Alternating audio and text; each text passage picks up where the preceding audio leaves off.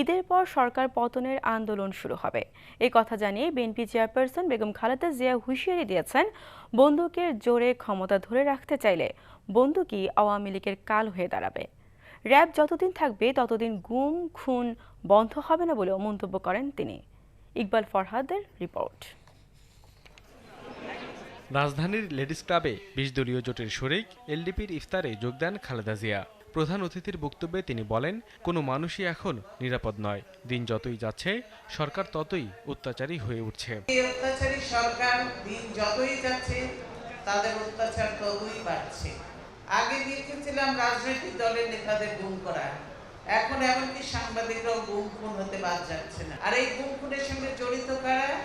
আওয়ামী লীগের গুন্ডা বাহিনী, পুলিশের লোকজন, গোয়েন্দার লোকজন এবং র্যাব। এই র্যাব থাকবে যতদিন গুম ততদিন বন্ধ হবে না। সরকার পতনের আন্দোলনে বিএনপির জোটে আরও দল যোগ হবে জানিয়ে সবাইকে প্রস্তুত হওয়ার আহ্বান জানান তিনি। কয়েকদিন আগে সাম্যবাদী দলে যোগদান করেছেন, আরো কিছু আমাদের সঙ্গে যোগাযোগ করেছে, তারাও আগ্রহী এই ২০ দলে যোগদান করতে। ঈদের পরে থেকেই আমাদের কর্মসূচি শুরু হবে। বন্দুকের জোর দেখে না আপনারা ভেবেছেন এই বন্দুক দিয়ে আজীবন ক্ষমতায় থাকবেন না, এই বন্দুকে আপনাদের জন্য একদিন কাল হয়ে দাঁড়াবে।